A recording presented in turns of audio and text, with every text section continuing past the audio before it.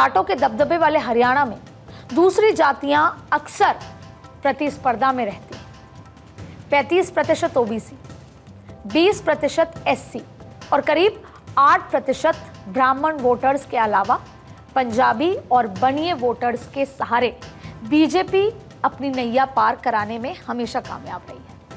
हरियाणा में जीत की हैट्रिक बनाना चाहती है इस बार भी। बीजेपी की इस रणनीति को कांग्रेस भी समझ रही है।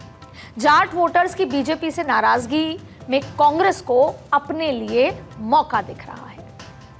अब देखिए, भूपेंद्र सिंह हुड्डा और कुमारी शैलजा, इन दोनों की जोड़ी के जरिए कांग्रेस को लगता है कि वो जाट वोटर्स और एससी वोटर्स को अपने पाले में करने में कामयाब रह सकती है।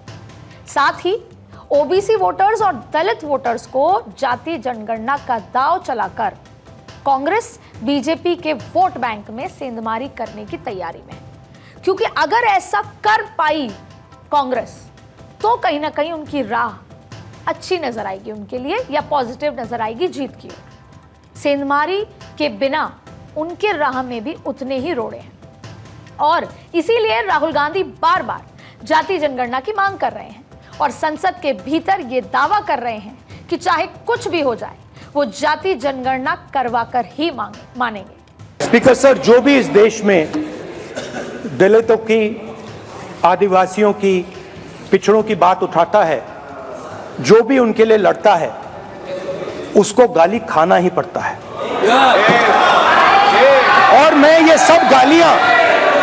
सब गालियां खुशी से खाऊंगा, क्योंकि महाभारत की बात हुई तो महाभारत में अर्जुन को सिर्फ मच्छी की आंख दिख रही थी, उसी प्रकार मुझे सिर्फ मच्छी की आंख दिख रही है। जाति जनगणना हम करा के दिखाएंगे। खत्म।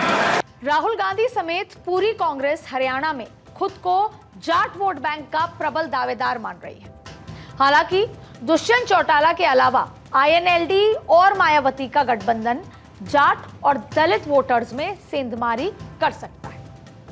अब देखिए, दुष्यंत चौटाला को लेकर भी जाट वोटर्स का एक तबके में नाराजगी नजर आ रही है, क्योंकि वो पहले भारतीय जनता पार्टी के साथ थे। ऐसे में पिछली बार के चुनाव में वो 10 सीटें जीते, लेकिन बीजेपी के साथ चले गए तो बीजेपी के खिलाफ एकजुट जाट वोटर्स को बड़ा झटका लगा। अब देखिए, इसे समझते हुए यह समझना बेहद जरूरी है कि दुष्यंत ने हरियाणा में बीजेपी सरकार से किनारा कर लिया। वो इस बार फिर पूरे दमखम के साथ खुद को जाट वोटर का प्रबल दावेदार मान रहे हैं। तो दूसरी ओर आम आदमी पार्टी भी अगर कांग्रेस से बिना गठबंधन के चुनाव लड़ेगी तो कांग्रेस के लिए मुश्किलें बढ़ सकती हैं। कांग्रेस के पास इस झटके से उभरने के लिए हैं मुस्लिम वोटर्स। अब देखिए, हरियाणा में करीब 7% मुस्लिम वोटर्स हैं, जो ज्यादातर दक्षिण हरियाणा के मेवात क्षेत्र में केंद्रित है। अब देखिए, पुन्हाना, नूहू और फिरोजपुर झिरका के 3 विधानसभा सीटें ऐसी हैं जहां अगर आंकड़े की बात करें तो लगभग 80%, टू बी प्रिसाइज 79% से ज्यादा आबादी मुसलमानों की है।